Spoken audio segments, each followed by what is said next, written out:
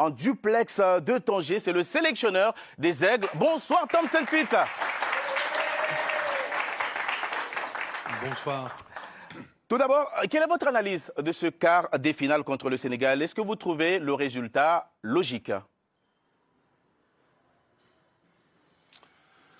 Oui et non, naturellement. Le Sénégal, c'est une équipe très forte qui a bien joué, a beaucoup de qualité. Et avant le match, on sait que ça va être un match difficile. Le Sénégal a marqué beaucoup de buts dans les premiers 4 matchs au Cannes et seulement perdu contre Brésil en 2025. Mais dans le match, on est peut-être presque le même niveau. Les premières occasions sont pour nous avec Sinayoko et avec Sangaré. On n'utilise pas, on attend pour un penalty. Peut-être on doit tirer nous-mêmes. Et c'est un peu dommage qu'un petit faux d'un joueur crée le but pour Sénégal. Et juste avant la fin du premier mi-temps, on prend un deuxième carton.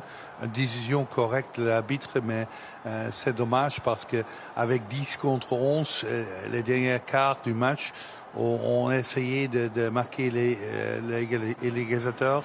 Et on a des occasions pour égaliser ce match, pour marquer le 1. Et après le match, on est dessus parce que je pense qu'avec notre qualité, avec notre jeu, avec 11 contre 11, on peut jouer minimum extra time et c'est dommage qu'on n'a pas fait ça.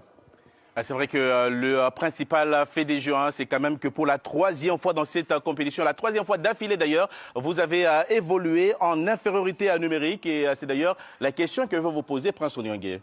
Oui, bonsoir coach. Tout d'abord, félicitations pour la solidarité que vous avez affichée pendant cette compétition. Comment vous expliquez sur les 3 derniers matchs ces cartons rouges qui sont survenus au sein de votre équipe? Est-ce que il y a eu un discours qui était appuyé vers l'agressivité ou est-ce que quel est votre regard sur ces faits de jeu? La première carte rouge du Doudou contre Coman, c'est une décision incorrecte. On a vu qu'il a touché le ballon et tout le monde a vu ça.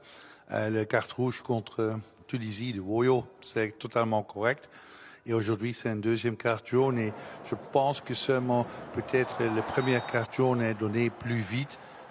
C'est mieux de adresser ça et pas donner une carte jaune. Mais la deuxième carte jaune pour la carte rouge, c'est une décision correcte. Et c'est l'émotion dans un jeu.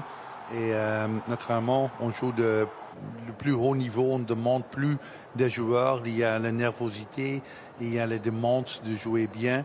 Et les limites entre fait tout pour avoir le ballon et juste un extra, c'est minimal. Et maintenant, on est dans le mauvais côté. Mais pour moi, le carton, comme j'ai dit, carte rouge contre Coman, c'est pas correct. Les 2 autres sont des correctes cartes rouges. Il y avait beaucoup de frustrations, en tout cas, du côté de vos joueurs à l'issue de ce match. On va d'ailleurs écouter votre meilleur buteur, Lassine Sinayoko, au coup de sifflet final. Frustré de cette Coupe d'Afrique des Nations? Ouais, énormément frustré parce que peut-être que vous le voyez pas, mais nous, au quotidien, on voit la qualité de l'effectif qu'on a, ce qu'on est capable de faire à l'entraînement. Et malheureusement, on n'a pas montré la moitié de ce qu'on pouvait faire. Mais c'est comme ça, c'est un style de jeu. On y a adhéré. Chaque année, le Mali, on jouait bien, mais on gagnait rien. Donc là, on a abordé une stratégie différente. Malheureusement, ça n'a pas payé, mais c'était le risque à prendre et c'est comme ça. Qu'est-ce que vous en pensez, Tom? C'est un discours qu'on entend de plus en plus. Le Mali régresserait dans le jeu sans forcément améliorer ses résultats. Parce que comme à la dernière CAN, le Mali est éliminé en quart de finale. Oui, mais la dernière 6 CAN, Mali a 2 fois de premier tour, exit premier tour, 2 fois deuxième tour, et maintenant le deuxième fois au quart final. On a au début l'idée qu'on veut jouer offensif. On a créé beaucoup des occasions contre Zambie. On a raté un penalty. Je pense que ce jeu a décidé beaucoup parce qu'on a incassé un but les 92 minutes le jeu là. Quand on gagne ce jeu, on va jouer différent. Après, c'est un match difficile contre Maroc, une équipe très forte, mais on a bien joué. Et quand le VAR prend la décision pour nous, on peut gagner ce match contre Coman, on n'a pas bien joué. un peu de nervosité, un peu de fatigue. On n'a pas joué notre jeu, mais contre Zambie et Comores, on a 70% en position de ballon, mais on ne crée pas les occasions qu'on veut, on ne tire pas au but et on n'est pas décisif devant le but. Et naturellement, contre Tunisie et contre Sénégal, ce sont 2 matchs avec une carte rouge au premier mi-temps. C'est pas une vraie réflexion de notre qualité, mais c'est clair qu'on a plus de qualité qu'on a prouvé dans ce tournoi. Dans la qualification, on a marqué beaucoup de buts, on a beaucoup de confiance. Et ici, on a commencé avec un peu de malchance. Et c'est dommage. Je pense que on a les qualités de rester au tournoi et aller aux demi-finales, mais c'est pas passé. Oui, coach, c'est pratiquement la question à laquelle Sinayoko a répondu ou à laquelle il a parlé. C'est est-ce que votre idée, c'était d'être une équipe très structurée et difficile à jouer pour l'adversaire, plutôt que ce que faisait historiquement cette équipe du Mali, à être spectaculaire, à prendre des risques pour aller déstructurer l'adversaire? Est-ce que c'était cette réflexion que vous vous êtes dit, ça va m'amener au bout de rester structuré, même sans être spectaculaire? Moi, je veux les deux. L'idée est de gagner. Et le premier match contre Zambie, on est moins structuré et plus spectaculaire, mais on n'a pas utilisé les occasions. Contre Maroc, on a choisi pour une structure, mais c'est contre un des plus grands du monde, 4e aux dernières Coupes du Monde. Et on a créé des occasions. Les dernières 10-15 minutes, on a plus d'occasions que Maroc et on peut gagner ce match. Ce sont des détails. Naturellement, maintenant, tout le monde va parler qu'on a choisi pour un jeu défensif, structure.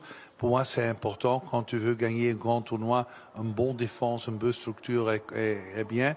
Mais moi, je veux aussi marquer des buts. J'ai pas de problème quand mes joueurs marquent 2-3 buts et on gagne très facile. C'est aussi plus facile pour moi. Je préfère un mix entre les deux. Seulement dans notre jeu offensif, on a beaucoup de positions de ballon sans jouer direct et sans créer des occasions. Et ça manque, nous, maintenant, dans ce tournoi. Bonsoir coach, j'ai une question pour vous. D'ailleurs, pour revenir au début de votre intervention, sur ce match contre le Sénégal, vous dites justement qu'à un moment donné, vous avez fait quasiment justement jeu égal avec le Sénégal, notamment les 10 premières minutes. Est-ce que du coup, vous n'avez pas peut-être des regrets de ne pas avoir eu une approche plus offensive sur ce match-là? C'est une question, on demande, peut-être quand on joue plus offensif, on encaisse beaucoup de buts. N'oubliez pas que Soudan a marqué après 10 minutes 1-0 et après perdu 3-1. Bénin a perdu 3-0, Botswana 3-0. C'est un grand pays de football, le Sénégal. Il y a raison qu'ils ont gagné contre Angleterre 1-3. Maintenant, après le match, parce que c'est seulement 1-0, c'est facile de dire tout le monde qu'on a joué plus offensif, on a créé plus d'occasions, on a gagné ce match, mais c'est pas la science comme ça. Le Sénégal a des problèmes avec notre organisation, avec notre structure, et pour cette raison, c'est seulement 1-0. Quand on joue plus ouvert, plus offensif, c'est peut-être plus de spectacle, mais c'est pas une garantie qu'on a gagné ou marqué des buts dans ce match. Je pense que on a fait bien. C'est seulement dommage qu'on n'a jamais savoir qu'est-ce qu'il passe quand on a joué 11 contre 11. Merci beaucoup, Tom Saint-Fit, d'avoir été avec nous.